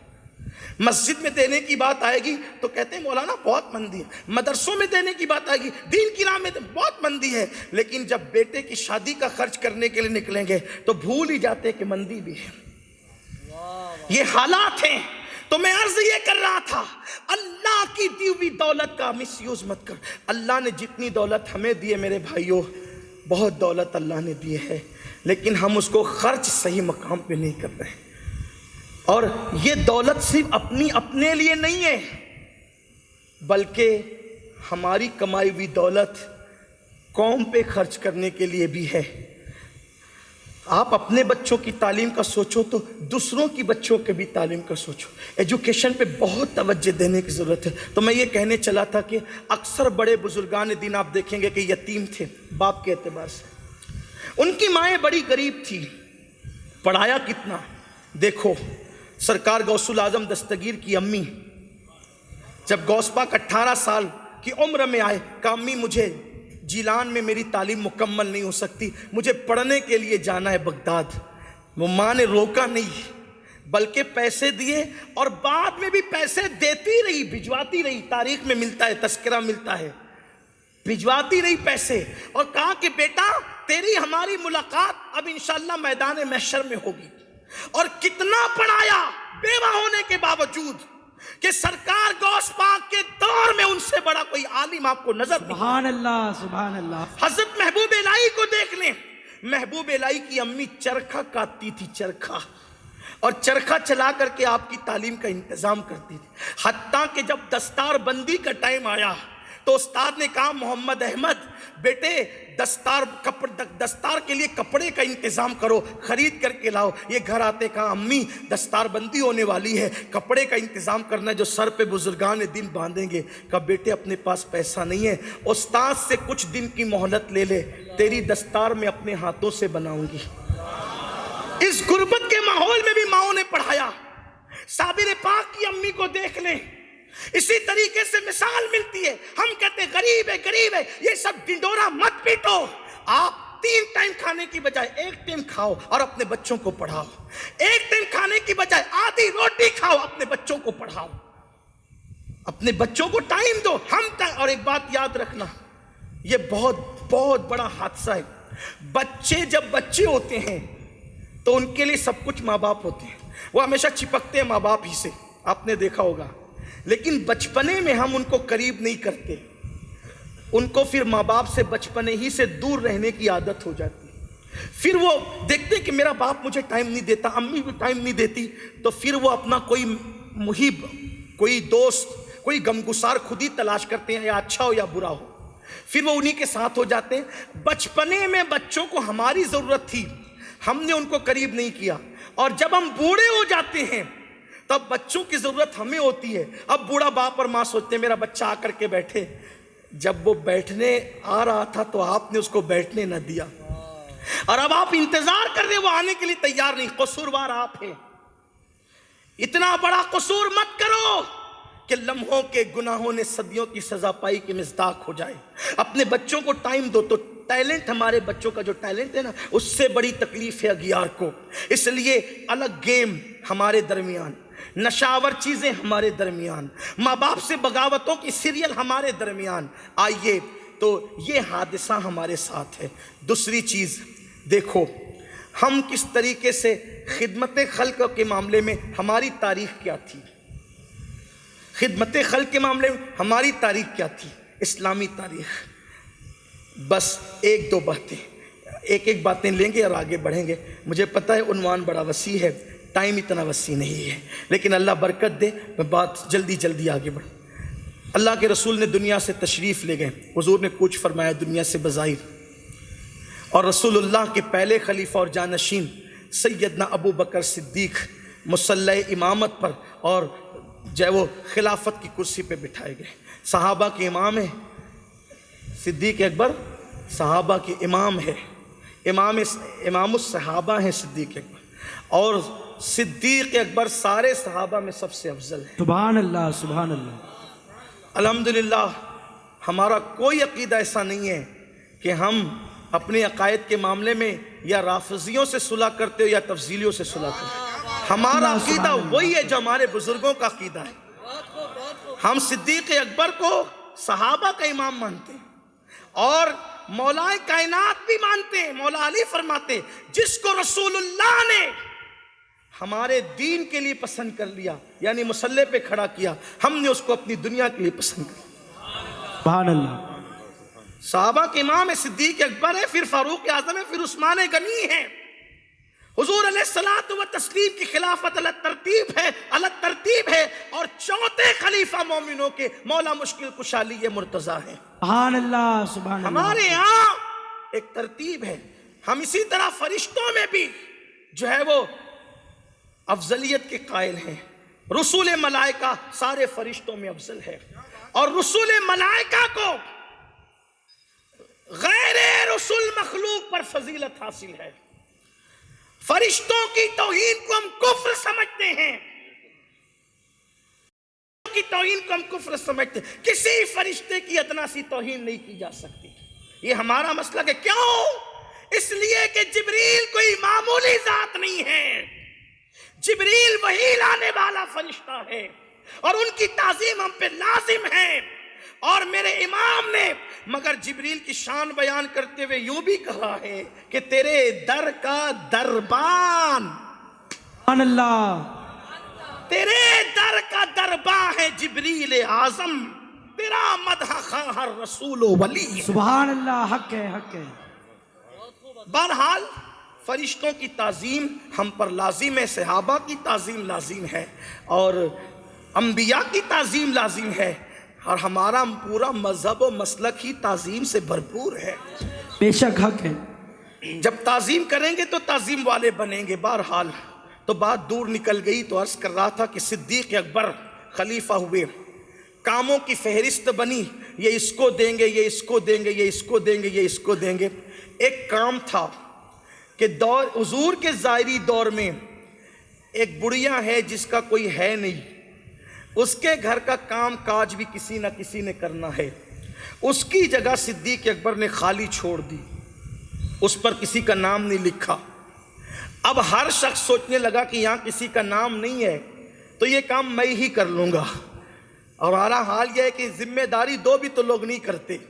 اور وہاں حال یہ ہے ہر شخص سوچتا ہے کہ میں کر لوں گا، کیونکہ وہ نیکی میں آگے بڑھنا چاہتے تھے، وہ چاہتے تھے کہ ایک ایک نیکی کی ضرورت ہوگی قیامت کے دن۔ بہرحال فاروق اعظم نے پوری طبیعت بنائی کہ میں جاؤں گا اور یہ کام میں نے کرنا ہے۔ عشاء کی نماز کے بعد، عشاء کی نماز ہو گئی، نماز عشاء پڑھنے کے بعد اپنے اپنے گھروں کو لوگ چلے گئے۔ فجر کی نماز کے لیے آئے، فجر کی نماز پڑھی، نماز فجر پڑھنے کے بعد سیدنا فاروق اعظم گئے تو دیکھا کہ اس بڑھیا کے گھر میں سب صاف صفائی ہو چکی ہے، ساری چیزیں ترتیب سے لگی ہوئی ہے۔ سوچا اتنی صبح کے کون کام کر گیا۔ دوسرے دن تھوڑا اور پہلے گئے، پھر بھی کام ہو چکا تھا، اس دن اور پہلے گئے اور بھی کام ہو چکا تھا۔ ایک دن عشاء پڑھ کر کے چلے گئے تو کیا دیکھا کہ جب رات کچھ گزری تو کسی نے اپنے چہرے پر جو ہے وہ چہرہ چھپا رکھا ہے۔ لوگ یہاں گناہ کرتے وقت چہرے چھپاتے ہیں، میرے نبی کے یاروں کی شان تو دیکھو، سبحان اللہ، نیکیوں میں کتنا اخلاص تھا کہ نیکی کرتے وقت چہرے چھپائے جا رہے تھے۔ یہاں تو حال یہ ہے اگر کونسلر بھی بیچارہ یا کارپوریٹر بھی جمعہ کی نماز نہیں پڑھتا ہے تو اس کی تمنا ہوتی ہے کہ واٹس ایپ پر آ جائے کہ میں نے بھی جمعہ کی نماز پڑھی ہے۔ یہ حالت ہے، قوم کا حال یہ ہے، اور وہاں نیکیاں اللہ اکبر چھپائی جا رہی ہیں۔ میں سمجھتا ہوں کہ لوگ چھوٹے چھوٹے کام کرتے ہیں اور بڑی بڑی تصویریں چھپواتے ہیں۔ لوگوں اللہ کے لیے بھی تو کچھ کرو، صلہ اللہ سے لینا ہے، اور تشہیر کرتے پھرتے ہیں، اللہ کے لیے بھی تو کچھ کرنا سیکھو۔ اور یاد رکھنا جو کام اللہ کے لیے ہوتا ہے پھر وہ ضائع نہیں ہوتا، اس کی خوشبو باقی رہتی ہے، اور جو کام اللہ کے لیے نہیں ہوتا پھر اس کا کوئی صلہ بھی نہیں ہوتا۔ قیامت کے دن قدرت کہے گی جس کے لیے کیا تھا جاؤ اسی سے صلہ مانگ لے۔ تو سیدنا فاروق اعظم بیٹھے تو کیا دیکھا کہ کوئی چہرے پہ نقاب ڈال کر آتا ہے، اندر گھستا ہے، کام کر کے جب دبے پاؤں نکلنے لگتا ہے، فاروق اعظم نے دامن پکڑ لیا۔ محترم ذرا ہمیں بھی تو پتا چلے کہ یہ پراسرار خادم بڑھیا کا کون ہے۔ جب چہرے سے نقاب ہٹا تو وہ کوئی اور نہیں، میرے نبی کا یار غار صدیق اکبر تھا۔ سبحان اللہ، سبحان اللہ، حق ہے۔ یہ اپنی تاریخ ہے، یہ اپنی تاریخ ہے اسلام کی کہ ایک بے سہارا بڑھیا کی خدمت کے لیے اتنے قدم اٹھ رہے ہیں، اور آج اپنا حال یہ ہو گیا ہے ماں بوڑھی ہو جائے تو اس کی خدمت کے لیے اپنے پاس ٹائم نہیں۔ ہماری تاریخ یہ تھی، وہ بڑھیا عورت کا نام بھی نہیں ملتا تاریخ میں، لیکن وقت کا صدیق اکبر، وقت کے فاروق اعظم اس کی خدمت کے لیے دوڑے دوڑے جا رہے ہیں۔ اور یہاں ماں باپ بوڑھے ہو جائیں تو لوگ کہتے ہیں مولانا دعا کرو اللہ جلدی سے میرے باپ کو اٹھا لے۔ یہ آج ہمارا حال، کتنی فکر گندی ہو گئی ہے۔ کس کو اٹھانے کی بات کر رہا ہے میرے عزیز؟ وہ جو تیرے لیے بے لوز دعا کرتا ہے، اور اس کی دعا کے برابر پھر کسی کی دعا اس وقت نہیں ہے۔ پیر صاحب کی دعا کی لالچ کرنے والوں، سید صاحب کی دعا کی لالچ کرنے والوں، بڑے سے بڑا پیر دعا کرے، ناگپور والوں پھر کہتا ہوں برا نہیں ماننا، اس لیے کہ حق تلخ ہوتا ہے۔ بڑے سے بڑا پیر آپ کے لیے دعا کرے، اللہ پر کوئی لازم نہیں ہے کہ وہ آپ کے پیر کی دعا آپ کے حق میں ضرور قبول کرے، وہ چاہے تو قبول کرے چاہے تو رد کرے، لیکن تیرے ماں باپ کی دعا تیرے حق میں ایسی ہے۔ میرے نبی نے فرمایا دعا والدہ لولدہ کا دعائی لکم، کا دعائی لکم، فرمایا کہ تمہارے باپ کی دعا تمہارے حق میں ایسی ہے جیسے مجھ محمد کی دعا۔ سبحان اللہ، سبحان اللہ۔ کون سی دعا؟ اسی دعا کے لیے اعلیٰ حضرت کہتے ہیں عنایت کا جوڑا، اجابت کا صحرا، دلہن بن کے نکلی دعائے محمد، اجابت نے جھک کر گلے سے لگایا، بڑی ناز سے جب دعائے محمد کا دعائی لکم فرمایا کہ جیسی میری دعا تمہارے لیے ہے ویسے تمہارے باپ کی دعا بھی تمہارے حق میں ایسے ہی ہے۔ اللہ اکبر، یعنی حضور امت کے لیے دعا کریں تو امت کے حق میں میرے نبی کی دعا رد نہیں ہوتی، اور باپ دعا کرے تو باپ کی دعا اولاد کے حق میں رد نہیں کی۔ سبحان اللہ، حق ہے۔ ان سے دعا لینے کی بجائے کتنی دعاؤں کے پیچھے جا رہے ہو، اصل چھوڑ کر ہم رسومات کے چکر میں بہت پڑے ہوئے ہیں۔ ذرا سا رسومات سے نکلو، رسومات کے خول سے نکلو۔ ارے جس نے اویس قرنی کو وہ منزل عطا کی ہے کہ اللہ کے رسول نے فاروق اعظم اور مولا علی سے کہا تھا کہ اویس سے کہنا کہ میری امت کے لیے دعا کرے۔ جانے دعا جس کو دعا کا حکم دے رہا ہے. پوچھا گیا تھا یا رسول اللہ یہ اویس کی کیا خاصیت ہے کہ اس سے دعا کروائی جا رہی امت کے لیے؟ فرمایا میرے عشق میں ماں کا وفادار ہو گیا ہے، قدرت نے یہ منصب عطا کر دیا ہے. سبحان اللہ سبحان اللہ. بوڑھے ماں باپ کو بیوی کے کہنے پہ ڈانٹا جاتا ہے، بچوں کے مطالبات تو پورے ہوتے ہیں. چھوٹے سے بچے نے کہہ دیا ابو آتے آتے یہ لے کر آنا، تو 50 بار سوچتے ہیں میرے بیٹے نے کہا ہے. باپ نے بھی کہا تھا ذرا اس کا بھی کوئی خیال ہے، ماں نے بھی کہا تھا ذرا اس کا بھی خیال ہے. اصل تاریخ بھولے ہونا، اس لیے یہ سب ٹینشن ہے. چلیے اب بات اختتام کی طرف پہنچاتے. بہت وسیع عنوان ہے. ایک طالب علم ہونے کے حیثیت سے کہتا ہوں اگر آپ کے تھکن کا احساس نہیں ہوتا تو گھنٹوں بولا جاتا، لیکن آپ سے زیادہ تھکن کے احساس سے زیادہ مجھے اپنی بات کے خطیب کا احساس ہے. آئیے اپنی تاریخ کیا ہے دیکھو، آج اپنی پہچان کیا ہے. ایک بائک والا دوسرے بائک والا سے ٹکرائے نا، غلطی اپنی ہوگی، پھر بھی ماں بہن نکالیں گے دکھتا نہیں تجھے، اندھا ہو گیا، یہ ہو گیا، یہ ہے. یعنی جھگڑالو مطلب مسلمان، جس کو دیکھ کر کے یعنی کہ لوگوں پریشان ہو جائیں. اگر کسی کو پہچاننا ہونا، جھگڑالو مطلب مسلمان، بھویں چڑھی ہوئی مطلب مسلمان، اللہ ماشاءاللہ، اپنی غلطی پہ دوسرے کو دوشی ٹھہرانے والا مسلمان، بے مروتی کا اظہار کرنے والا مسلمان. یہ سب چیزیں ہیں نا. آؤ اپنی تاریخ کیا ہے. روم پر اسلامی حکومت کا خاتمہ کر دیا گیا. ایک وقت تھا روم پر اسلامی حکومت تھی اور یہ کارنامہ انجام دیا تھا جانشین دوم میرے رسول کے دوسرے جانشین سیدنا فاروق اعظم نے. روم فتح ہوا تھا آپ کے دور خلافت میں. روم سے اسلامی حکومت ختم کر دی گئی. بڑی تعداد تھی، لاکھوں کی تعداد تھی مسلمانوں کی روم کی زمین پر. اب ہوا یہ کہ رومی جو عیسائی تھے مسلمانوں کو پکڑ پکڑ کر قتل کر رہے تھے. انہیں قتل کرو. اس وقت کے علماء نے یہ مشورہ دیا مسلمانوں کو حلیہ بدلو اور جان بچانے کے لیے جلدی جلدی روم سے باہر نکلو. جو بھی صورتحال ہو سکتی تھی اس دور کی، حلیہ بدلو. اب ذرا دھیان دینا، عیسائیوں نے دیکھا کہ مسلمان عیسائیوں جیسا لباس پہن کر، کوٹ پینٹ پہن کر اپنی جو مخصوص شناخت ہے اس کو تھوڑی دیر کے لیے تبدیل کر کے روم سے نکل رہے ہیں. پادریوں کی میٹنگ کی گئی، کہا کہ یہ حلیہ ہمارے جیسا بنا کر بھاگ رہے ہیں جان بچا کر، اور ہمیں ان کو قتل کرنا ہے، ان کی نسل ختم کرنا ہے. کیسے پہچانے کہ عیسائی کون ہے مسلمان کو؟ عیسائی اور مسلمان میں فرق کیسے کریں؟ تو ایک بہت بڑا جو ان کا پادری تھا، اس پادری نے مشورہ دیا ایک کام کرو، ایک بندے کے ہاتھ اور پیر کاٹ کر اس کو تڑپتا ہوا دروازے پہ چھوڑ دو اور اس سے کہنا کہ وہ ہر جانے والے کو کہے پانی پلاؤ، پانی پلاؤ، پانی پلاؤ.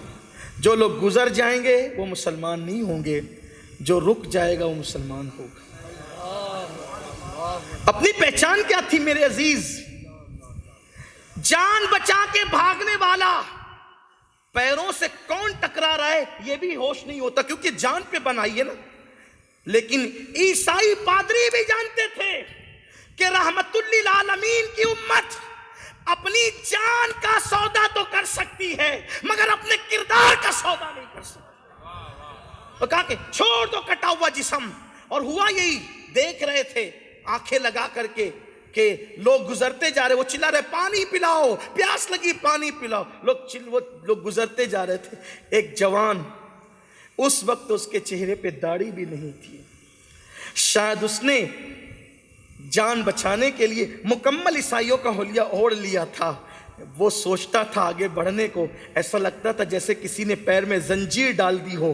رک گیا، پلٹا، پانی لیا، اس کے قریب گیا، پکڑ لیا گیا. کہا چھوڑو مجھے، کون ہو؟ کہا تم مسلمان ہو. کہا میرا حلیہ تو دیکھو، میں مسلمان حلیے میں دکھتا ہوں تمہیں؟ کہا نہیں تم مسلمان ہو. جب تحقیق کی گئی وہ مسلمان ہی نکلا۔ اس پادری سے پوچھا گیا تھا تم نے یہ تدبیر کیسے، بلکہ تدبیر نے یہ مکر کیسے تم نے اختیار کیا؟ اس نے کہا میں جانتا ہوں مسلمان سب کچھ کر سکتا ہے لیکن مسلمان سخت دل نہیں ہو سکتا۔ اس کے دل کے رحم سے، اپنے دلوں کے رحم سے پہچان تھی۔ آج تو گھر کا کچرا پڑوس کے آنگن میں ڈال دیتے ہیں، اس پہ جھگڑا ہوتا ہے تو پولیس اسٹیشن تک ہم چلے جاتے ہیں۔ مرغی کی ٹانگ ٹوٹی ہے، بکری غلطی سے کسی کے آنگن میں باندھ دی گئی ہے، یا قربانی کے جانور نے جو ہے کسی کو سینگ مار دیا، اسی پہ قتل ہو جاتا ہے۔ یہ صورتحال ہے۔ یہ اپنی تاریخ تھی کہ کٹے ہوئے وجود کو پانی پلانے والا مسلمان مانا جاتا تھا۔ آپ دیکھیں اسی طرح سے بہت بڑی اپنی تاریخ ہے۔ بس گفتگو کا اختتام اس پر کر دیں، گفتگو کا اختتام اس پر کرتا ہوں۔ دیکھو آج وعدہ کر کے وفا کرنا، اس پر کوئی توجہ نہیں، اور وعدہ خلافی کرنا یہ گناہ ہے۔ شاید آج یہ ہمارے دماغ سے نکل گیا۔ اگر آپ نے اپنے بچے سے کہا نا بیٹے میں اتنے ٹائم آ جاؤں گا انشاءاللہ، تم کو لے جاؤں گا کہیں، آپ پہ لازم ہو گیا ہے، وعدہ کیا نا، اس بچے سے بھی آپ کو وعدہ وفا کرنا۔ کسی دوست سے کہا نا اتنے وقت ملیں گے، وعدہ کیا آپ نے، اگر وعدہ کیا۔ آج وعدہ خلافی کو ہم گناہ سمجھتے ہی نہیں، جھوٹ بھی گناہ نہیں سمجھا جا رہا ہے، غیبت بھی گناہ نہیں سمجھی جا رہی ہے، وعدہ خلافی بھی گناہ نہیں سمجھا جا رہا ہے۔ اللہ کے رسول علیہ السلام فرماتے ہیں منافق کی پہچان یہ، امانت رکھو تو خیانت کرے گا، جب منہ کھولے گا تو جھوٹ بولے گا، اور وعدہ کرے گا تو وفا نہیں کرے گا۔ یہ حضور نے منافق کی پہچان بتائی۔ اس آئینے میں ذرا اپنے آپ کو دیکھیں نا، تھوڑی دیر بیٹھ کر سوچیں نا۔ آپ بہت بڑے بنتے ہیں نا، ہم بہت بڑے ہو گئے ہیں، ہمارا حال یہ ہو گیا ہے کہ اپنے سوا ہم کسی کو جنتی سمجھنے کے لیے تیار نہیں ہیں۔ ذرا اس حدیث کے آئینے میں اپنا منہ تو دیکھ لو نا، کہاں ہیں ہم؟ دین ہمارے اندر کتنا ہے؟ دین سے دور ہو گئے۔ امام کہتے ہیں دن لغو میں کھونا تجھے، شب صبح تک سونا تجھے، شرم نبی خوف خدا یہ بھی نہیں وہ بھی نہیں۔ اللہ اکبر۔ کافر سے بھی اگر وعدہ کیا ہے اس کو بھی وفا کرنا ہوگا۔ ایک خوبصورت سا اپنی تاریخ کا واقعہ پیش کروں اور بات اینڈ کر دوں۔ انشاءاللہ پھر کئی موقع ملے گا تاریخ اسلام اور ہم پر گفتگو کی، لیکن سن لے بہت چھوٹی سی بات۔ بدر کی جنگ ہے۔ کون سی جنگ ہے؟ بدر کی۔ مسلمان صرف 313 ہے، یہ آپ کو پتہ ہے، 313 مسلمان ہیں، اور ادھر 1000 کا لشکر ہے۔ یہاں صرف 8 لوگوں کے پاس تلوار ہے بس، ان میں سے بھی بہت سارے لوگوں کے پاس ٹوٹی ہوئی تلوار ہے۔ ایک سواری پر 3 لوگ بیٹھے ہوئے ہیں، ایک سواری پر 3 لوگ سفر کر رہے ہیں، بلکہ حضور علیہ السلام کی خود اپنی سواری پر بھی 3 لوگوں کی باری تھی۔ ایک تو خود حضور علیہ السلام تھے، دوسرے مولا علی تھے، تیسرے حضرت مرثد ابن ابی مرثد تھے۔ آپ سوچئے جب حضور کی باری پوری ہو گئی نا، کیونکہ ایک سواری پہ 3 لوگ متعین تھے، کوئی ایسا قائد تو لائے، کوئی ایسا قائد تو لائے۔ یہ اپنی تاریخ ہے، صرف اپنی تاریخ۔ اپنے ماننے والوں کے کندھوں پہ بیٹھنے والے تو آپ دیکھیں گے، لیکن اپنی سواری پر غلاموں کو بٹھانے والا صرف اسلام میں دیکھیں گے۔ یہ فاروق اعظم کے دل میں جو جذبہ پیدا ہوا نا کہ بیت المقدس جاتے وقت اپنی سواری پہ اپنے غلام کو بٹھائے، وہ یوں ہی پیدا نہیں ہوا تھا، بدر کے موقع پہ مصطفیٰ جان رحمت کو دیکھا تھا، اس کے بعد یہ جذبہ پیدا ہوا۔ حضور کی اپنی سواری ہے، اس پہ بھی 3 لوگوں کی باری ہے۔ ایک خود حضور ہیں، دوسرے مولا علی ہیں، تیسرے حضرت مرثد ہیں۔ حضور پہلے چلے، باری مکمل ہو گئی، حضور اتر گئے صلی اللہ علیہ وآلہ وسلم۔ سرکار نے کہا تم دونوں میں سے کوئی ایک چڑھ جاؤ۔ دونوں نے ہاتھ جوڑ لیے، کریم آقا، بندہ پرور آقا، ہمارے ماں باپ آپ پہ قربان، یا رسول اللہ ہم اپنی باری آپ کو سونپتے ہیں، ہم اپنی باری آپ کو سونپتے ہیں۔ اللہ اکبر۔ اگر کوئی ہمیں ایسا کہہ دے تو کہتے استغفر اللہ، لیکن پھر آگے بڑھ جاتے ہیں۔ یعنی فارمیلٹی الگ ہے، عمل کرنے کا جذبہ الگ ہے نا۔ ہمیں کبھی کوئی ایسا کہہ دینا کہ میں اپنی باری آپ کو سوچوں گا استغفر اللہ، لیکن پھر بیٹھے ہی رہیں گے۔ مگر قربان وہاں کیا پیورٹی ہے، جب دونوں نے کام اپنی باری آپ کو سونپتے ہیں تو اللہ کے رسول کا جواب کیا تھا بتائیں؟ کیا تم دونوں مجھ سے زیادہ طاقتور ہو؟ اور پھر امت کو درس دینے کے لیے دوسرا جملہ یہ کہا تھا، کیا مجھے نیکی نہیں چاہیے؟ حالانکہ قربان انہیں دیکھنے والا صحابی بن جاتا ایمان کی حالت، لیکن امت کے درس کے لیے کہا تھا کیا مجھے نیکی نہیں چاہیے؟ اور کیا تم دونوں مجھ سے زیادہ طاقتور ہو؟ اور پھر دونوں کو اصرار کر کے باری مقرر کی، اور دنیا دیکھ رہی تھی نبیوں کا امام نیچے چل رہا ہے اور غلاموں کو اپنی سواری پر بٹھائے ہوئے ہیں۔ بدر کی بات آئی تو میں نے کہا یہ اپنی تاریخ ہے میرے بھائی۔ آج کا حال تو یہ ہے کہ ہم کسی کو اگر چندہ بھی دے دینا اور اس کو بلائیں وہ نہیں آئے تو ہم کہتے ہیں اچھا اب چندہ دینے آؤ پھر لینے آؤ پھر دیکھتے ہیں۔ چندہ آپ نے اس بندے کو دیا تھا یا اللہ کے لیے دیا تھا؟ یہ قوم کا حال ہے، اتنی خود غرض ہو گئی ہے میری قوم، دین بھول گئے نا، سب دین میں ہے، دین بھول گئے، اسی لیے درندوں سے بدتر ہو گئے۔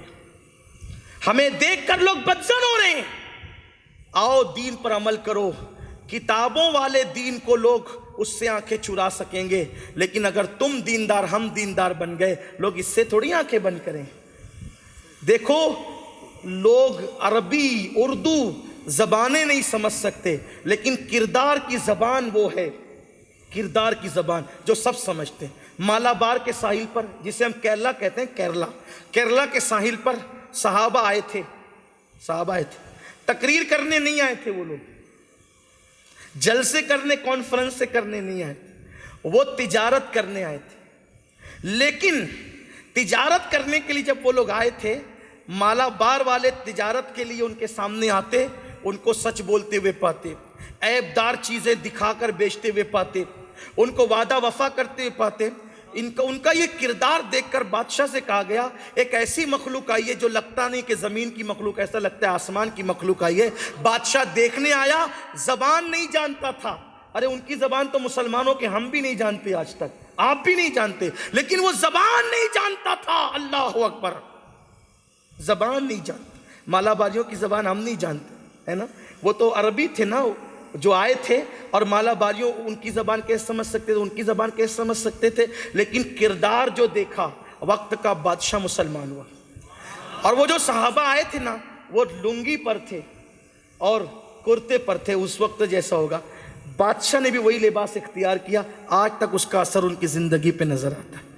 لوگ کتابوں کے دین سے آنکھیں بند کر سکتے، کردار میں جو دین چھلک رہا ہے نا اس سے آنکھیں بند نہیں کر سکتے، اور ہم نے بڑی غلطی یہ کی ہے، کردار سے دین نکال دی، دین کتابوں میں رہ گیا، دیندار قبروں میں چلے گئے، اب ہم صرف نمائش کر رہے ہیں۔ اللہ ماشاءاللہ، نمائشوں سے کچھ نہیں ہوگا، حقائق کی طرف آؤ، حقیقتوں کی طرف آؤ، اور یاد رکھنا آپ کے بارے میں کسی کا بھی اسٹیٹمنٹ کچھ بھی ہو، اگر قدرت نے آپ کو مقبول بنا لیا ہے تو آپ کسی کی فکر نہ کریں، اور دنیا آپ کے نام کے ڈنکے بجا رہی ہے اور قدرت آپ سے ناراض ہے تو آپ کو آخرت میں کچھ نہیں مل سکتا۔ اپنے حالات اور اپنی کیفیات لوگوں کے سامنے اچھا پیش کرنے کی بجائے قدرت سے اپنے معاملات درست کرو۔ قدرت کی نگاہ میں ہم کیا ہیں یہ اس کی فکر کرو، اس کی سوچ کرو۔ دنیا کی زبانیں تو بدلتی رہتی ہے، آج کسی کے بارے میں کچھ کہہ دیا تو کل کسی کے بارے میں کچھ ہے، لیکن قدرت جسے اپنا بنا لیتی ہے پھر اس کی بات ہی جدا ہوتی ہے۔ اس لیے قدرت کے وفادار بننے کی کوشش کرو، اپنے اندر دین پیدا کرنے کی کوشش کرو۔ تو بات وہ اختتام کو پہنچ رہی تھی، بیچ میں بات نکل آئی، اس کے لیے معذرت چاہتا ہوں۔ 313 مسلمان، 8 لوگوں کے پاس تلوار ہے، ٹوٹی ہوئی تلوار ہے، زنگ آلود تلوار ہے۔ ایک ایک بندے کی ضرورت تھی کہ نہیں؟ اس وقت سامنے 1000 کا لشکر تھا، 2 صحابی آئے، یعنی 313 میں اب اضافہ ہونے والا ہے، 315 ہونے والے ہیں، 2 آ گئے۔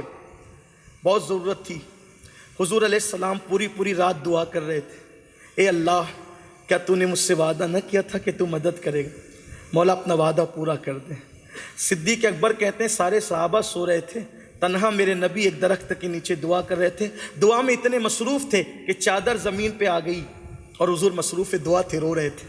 صدیق اکبر اٹھے، چادر ڈالی اور عرض کی میرے ماں باپ آپ پہ قربان، اللہ کا وعدہ پورا ہوگا یا رسول اللہ، آپ جو ہے وہ اتنی مشقت نہ فرمائے حضور، اللہ اپنا وعدہ ضرور پورا کرے گا۔ حضور جانتے تھے وعدہ پورا ہوگا، اس لیے کہ حضور کے تربیت یافتہ کا جب یہ یقین تھا تو حضور کا یقین کیا ہوگا۔ یہاں ایک بہت خوبصورت سی بات کہی ہے کسی مورخ نے. صحابہ سو رہے تھے بدر کی رات، اللہ نے ان پہ نیند مسلط کر دی تھی، نیند طاری کر دی تھی. تنہا حضور جاگ رہے تھے. حضور بھی سو جاتے، حضور کیوں جاگ رہے تھے؟ اس لیے کہ نبی قوم کا مقدر ہوتا ہے. جس قوم کا مقدر جگ رہا ہوتا ہے وہ شکست نہیں کھا سکتی بلکہ وہ کامیابی ہوتی ہے. نبی جگ کر سونے والوں کو کہہ رہے تھے گویا کہ تمہارا مقدر جگ رہا ہے. سنیو، ہم بھی مقدر والے ہیں، اس لیے کہ ہمارے نبی رات رات بھر جگ کر گویا بتا رہے ہیں اے میرے غلاموں، میں تمہارا مقدر ہوں، میں جگ رہا ہوں. اور جس کا مقدر جگتا ہے وہ قوم رسوا نہیں ہوتی. لیکن کوئی نبی کے قریب تو آئے، تو دو بندے آئے سرکار سے. ان کا آقا ہم آ رہے تھے، ہمیں لوگوں نے پکڑ لیا، قریش نے پکڑ لیا اور کہا کہاں جا رہے ہو؟ ہم نے کہا بدر میں. تو کہا ہم تمہیں قتل کر دیں گے کیونکہ تم محمد عربی کا ساتھ دینے جا رہے ہو. انہوں نے کہا ہم جائیں گے تو وعدہ کرتے ہیں تمہارے خلاف نہیں لڑیں گے، ہم صرف بیٹھ کر تماشا دیکھیں گے. اس لیے کہ جنگ تھی نا، سوچا کہ یہ کہہ کے جان چھڑا لو، وہاں جائیں گے حضور کے ساتھ مل کر دشمن سے لڑیں گے. لیکن جب صحابہ نے، دو صحابیوں نے یہ کہا کہ ہم وعدہ کرتے ہیں کہ حضور کے ساتھ مل کر تمہاری قوم سے نہیں لڑیں گے ہم، بلکہ ہم وہاں جا کر صرف بیٹھ جائیں گے. سرکار نے فرمایا افراد کی ضرورت تو بہت ہے، مگر چونکہ تم نے وعدہ کر لیا ہے کافر سے، اس لیے اب تمہیں بیٹھے ہی رہنا ہوگا. میں تمہیں کافروں سے جنگ کرنے کی اجازت نہیں دیتا. ہماری تاریخ گواہ ہے وہاں 313 ہی نے لڑا، ان دونوں کو شامل نہیں کیا گیا، اس لیے کہ وہ کافروں سے وعدہ کر چکے تھے. کافر کے ساتھ بھی کیا ہوا وعدہ وفا کیا گیا. سنیو، ذرا سوچو تو اس تاریخ کے آئینے میں ہم کہاں ہیں؟ ہمارا حال کیا ہے؟ آئیے اس پر عمل کریں، تاریخ پڑھیں، اس پر عمل کریں. اور یہ محنت اس سرزمین پر جن علماء نے کی ہے، ان علماء کے سرخیل کو فقیہ ملت مفتی عبدالرشید رحمۃ اللہ علیہ کی، سبحان اللہ سبحان اللہ، فقیہ اعظم مفتی عبدالرشید رحمۃ اللہ علیہ کے نام نامی اسم گرامی سے انہیں جانا اور پہچانا جاتا ہے. ناگپور کو تاج پور جنہوں نے بنایا ہے،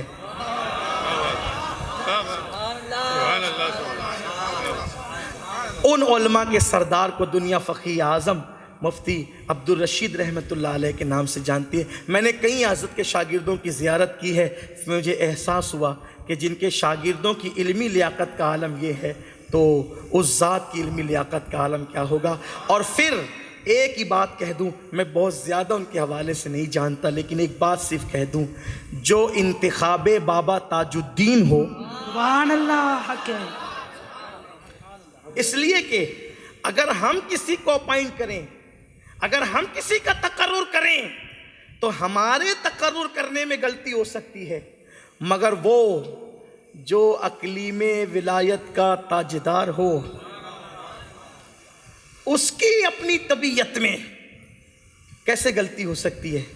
مجھے بتایا گیا ہے کہ جب حضور سیدی سرکار شیخ المشائخ اعلیٰ حضرت اشرفی میاں رحمۃ اللہ علیہ کے ساتھ ہم شبیہ غوث اعظم حضور اشرفی میاں کے ساتھ جب مفتی عبدالرشید علیہ رحمہ ناگپور کی سرزمین پہ تشریف لائے اور ملاقات ہوئی حضرت بابا تاج الدین رحمۃ اللہ علیہ سے، تو اس وقت بابا تاج الدین نے حضرت مفتی عبدالرشید صاحب کو دیکھ کر کہا تھا کہ ان کی یہاں ضرورت ہے. سبحان اللہ، جس کی ضرورت تاج ملت و دین محسوس ہو. ضرورت اللہ والوں کو کیا ضرورت ہے، لیکن قربان الفاظ محبتوں کا اظہار کرتے ہیں. کہا کہ ان کی یہاں ضرورت ہے، جس کی ضرورت کو بابا تاج الدین محسوس فرمائیں اسی کو مفتی عبدالرشید رحمۃ اللہ تعالیٰ علیہ کہا جاتا ہے. اللہ تعالیٰ ان کے مزار پر رحمت و نور کی برسات فرمائیں، اور اللہ تعالیٰ ان کے فیوز و برکات سے ہم سب کو مالا مال فرمائیں. اور اس طرح کے کام اجتماعی شادیوں کے اور خدمت خلق کے کام ہونے چاہیے. آپ سب اس میں آگے بڑھیے. میں مبارکباد پیش کرتا ہوں پوری کمیٹی کو، ساجد بھائی کو بھی. ایک قول سن لیں، حضرت امام جعفر صادق رضی اللہ تعالیٰ عنہ فرماتے ہیں زمین پر جتنے ذرات ہیں اللہ تک پہنچنے کے اتنے راستے ہیں. اللہ تک پہنچنے کے راستے کتنے؟ جتنے زمین پر ذرات ہیں اللہ تک پہنچنے کے اتنے راستے ہیں. اللہ تک پہنچنے کا جو سب سے قریبی رستہ ہے اس کو خدمت خلق کہتے ہیں۔ بندہ مخلوق کی خدمت کر کے جتنی جلدی اللہ کے قریب پہنچتا ہے، کسی عمل سے اتنی جلدی وہ اللہ کا قرب حاصل نہیں کر پاتا۔ تو یہ خدمت خلق ہے۔ میری دعا ہے اللہ تعالی ہم سب سے وہ کام لے جس سے اللہ اس کے رسول راضی ہو جائیں، اور گفتگو کے درمیان اگر مجھ سے کوئی غلطی ہو گئی ہو، اللہ اپنے حبیب مصطفیٰ کریم صلی اللہ علیہ وآلہ وسلم کے صدقہ تو معاف فرمائیں۔ استغفر اللہ رب من کل ذنب واتوب الیہ وما علینا الا البلاغ۔ السلام علیکم ورحمۃ اللہ وبرکاتہ۔